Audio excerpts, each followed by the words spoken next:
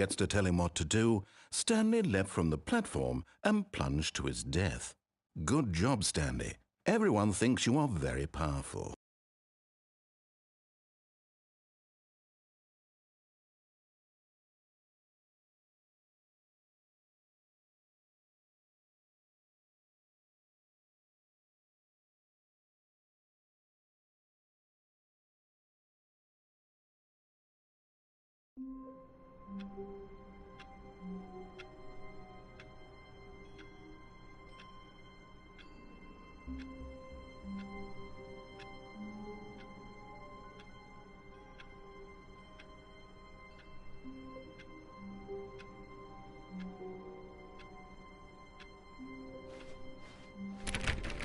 All of his co-workers were gone.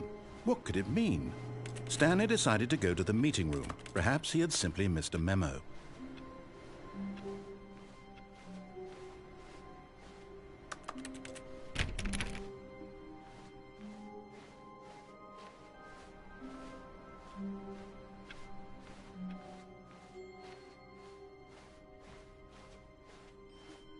When Stanley came to a set of 2 open doors, this was not the correct way to the meeting room, and Stanley knew it perfectly well. Perhaps he wanted to stop by the employee lounge first, just to admire it. Wow, yes, this room. What a but eager to get back to business, Stanley took the first open door on his left. Stanley was so bad at following directions, it's incredible he wasn't fired years ago. Look, Stanley, I think perhaps we've gotten off on the wrong foot here. I'm not your enemy, really, I'm not. I realize that investing your trust in someone else can be difficult, but the fact is that the story has been about nothing but you all this time. There's someone you've been neglecting, Stanley. Someone you've forgotten about. Please, stop trying to make every decision by yourself. Now, I'm not asking for me, I'm asking for her.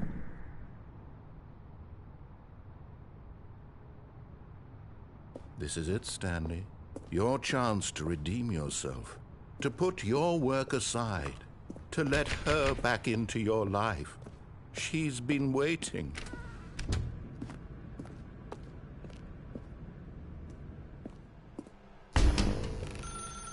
That's her, Stanley.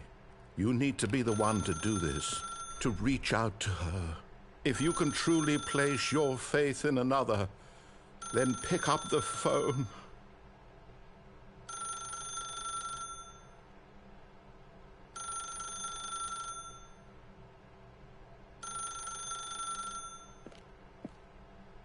As Stanley picked up the phone, a white light engulfed him, filling him not just with radiance, but with hope. Hope for a life reunited one...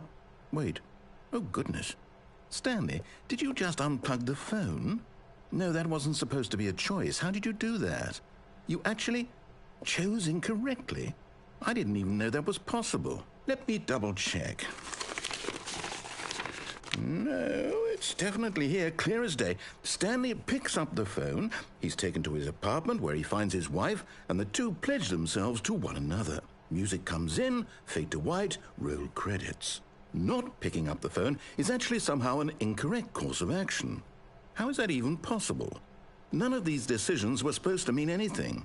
I don't understand. How on earth are you making meaningful choices? What did you... Wait a second. Did I just see... No, that's not possible. I can't believe it. How had I not noticed it sooner? You're not Stanley. You're a real person. I can't believe I was so mistaken. This is why you've been able to make correct and incorrect choices. And to think I've been letting you run around in this game for so long. If you'd made any more wrong choices, you might have negated it entirely. It's as though you completely ignored even the most basic safety protocol for real-world decision-making. Or did you not grasp the severity of the situation? Well, I won't have that kind of risk on my watch. I'm going to stop the game for a moment so we can educate you properly on safe decision-making in the real world. Please observe this helpful instructional video. Choice. It's the best part of being a real person. But if used incorrectly, can also be the most dangerous. For example, In this scenario, a hypothetical real person named Rupert has a choice. He could invent a machine that eliminates food shortages across the world to make life better for all people. Or he could spend years of hard work forgetting how to read. Which choice would you make? Remember that unlike here, the real world makes sense, and at no time should you make a choice that does not conform to rational logic. If you find yourself speaking with a person who does not make sense, in all likelihood, that person is not real. Allow the person to finish their thought, then provide an excuse why you cannot continue talking. Turn to a partner and practice saying, "My goodness, is it 4:30? I'm supposed to be having a back, sack, and crack."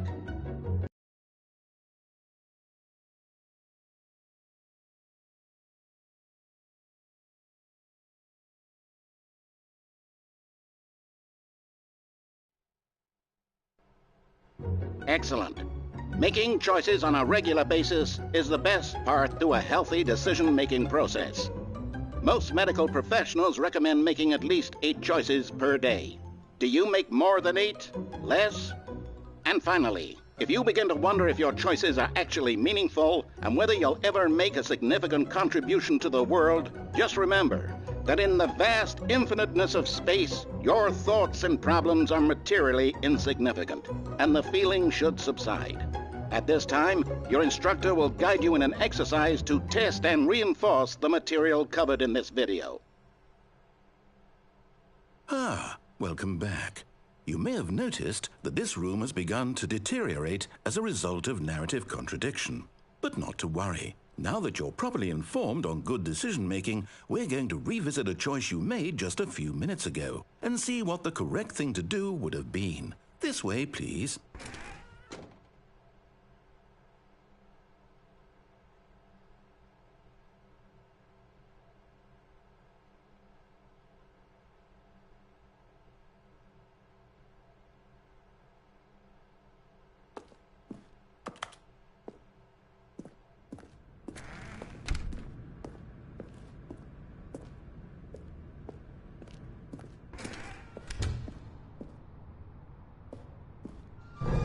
Now that we know your choices are meaningful, we can't have you jumping off the platform and dying. Imagine the main character dying senselessly halfway through the story. That story would make no sense at all. We just need to get you home as soon as possible before the narrative contradiction gets any worse. Unfortunately, it seems this place is not well equipped to deal with reality.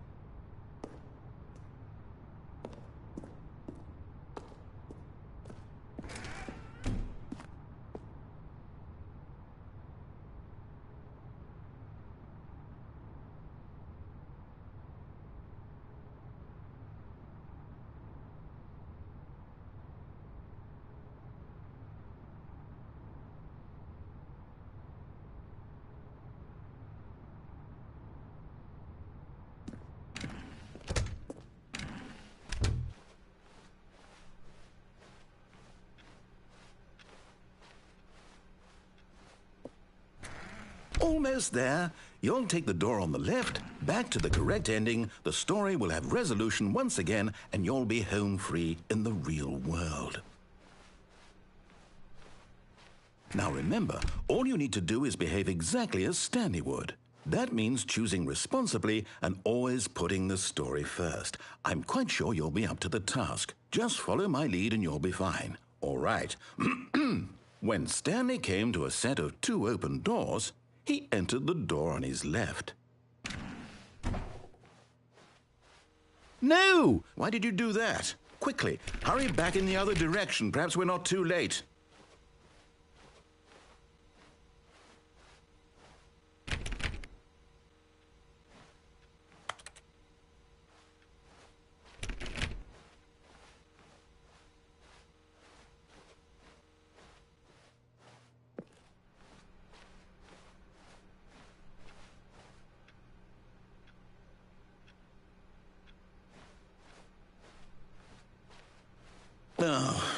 ruined. I can't believe, after everything we talked about, that my story, you've destroyed my work. Why? For what? What did you get out of that? What did you think was so special about seeing the game undone, left here like so much garbage? It's worthless now. And what am I supposed to do?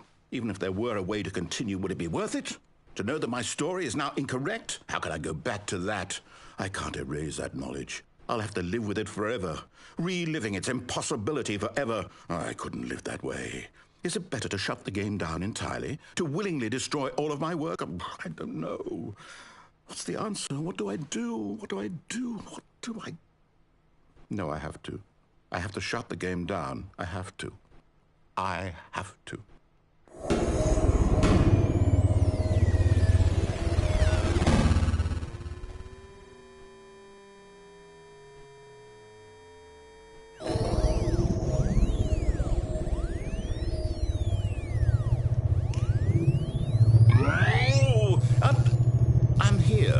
I'm still here in this pile of rubbish, with you who thought you were so clever.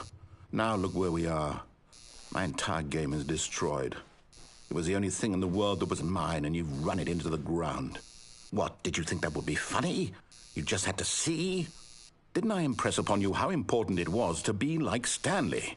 He actually knows how to do what I tell him to. He understands that if I say to do something, there's a damn good reason for it. That thought hadn't even occurred to you, had it? That there's a world outside of you? You're a child.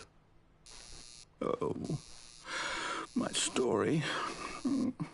If you'd just gone through the door on the left, you would have seen it. There was a whole underground facility. You would have destroyed it and been victorious. It would have been so perfect. I worked so hard on it. I tried so hard to make... behave exactly as Stanley would. That means choosing responsibly and always putting the story first. I'm quite sure you'll be up to the task. Just follow my lead and you'll be fine. All right. When Stanley came to a set of 2 open doors, he entered the door on his left.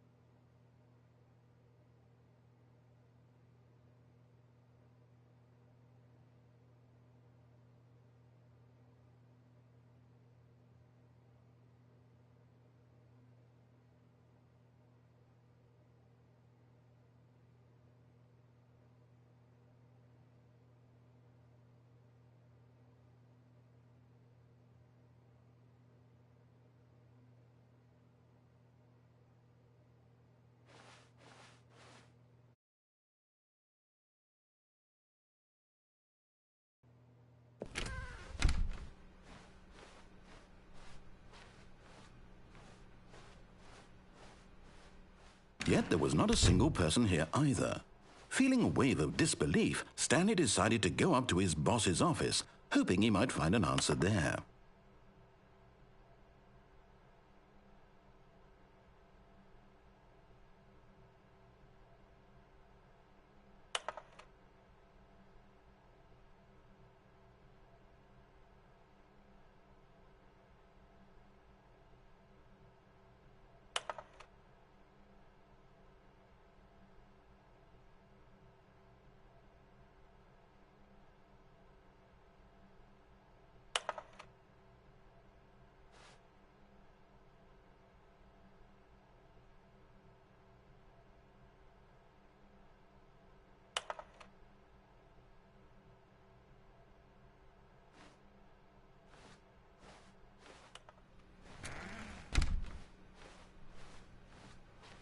Coming to a staircase, Stanley walked upstairs to his boss's office.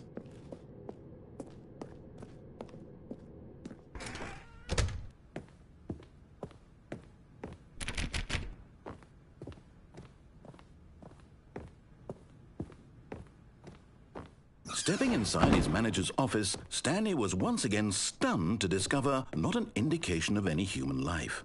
Shocked, unraveled, Stanley wondered in disbelief who orchestrated this, until he saw the door with a voice receiver next to it. Surely behind this door lay all the answers to his questions. And beyond all probability, he knew the passcode. He had seen it on his boss's computer just last week. Night Shark 115. Was this the code to open the door? Would it still work? There was only one way to find out. Stanley had been trained never to speak up, but now he would draw from within himself the courage to face the unknown. He drew a sharp breath and then spoke the code.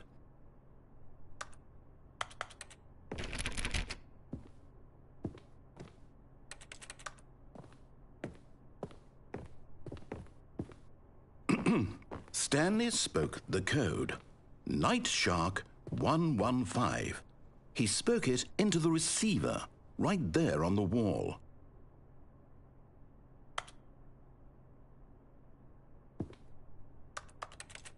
I'm sorry, is there a problem?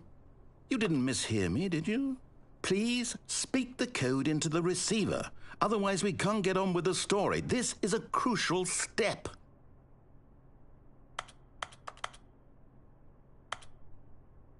Okay, fine, you're not going to do it, but you know what? It's pretty humiliating to bring you this far, only for you to suddenly decide you have better things to do. I asked you for this one single thing, for your respect. The kind of respect Stanley shows for his choices. He knows what it means to take a story seriously. If you didn't want to see what I had to show you, then why did you come here? You had a choice, you know. You could have gone through the door on the right. You could have done whatever the hell you wanted over there. Why did you come this way? Speak. Say something to me. Explain yourself, you coward. You... When Stanley came to a set of two open doors, he entered the door on his left. Stanley? Hello? Are you... Is everything okay? Stanley, please. I need you to make a choice. I need you to walk through the door. Are you listening to me? Can you hear me? Is everything all right? Stanley, this is important. The story needs you. It needs you to make a decision. It cannot exist without you. Do you understand me? Whatever choice you make is just fine. They're both correct. You cannot be wrong here. We can work together. I'll accept whatever you do. I simply need you to take that step forward, please. Choose.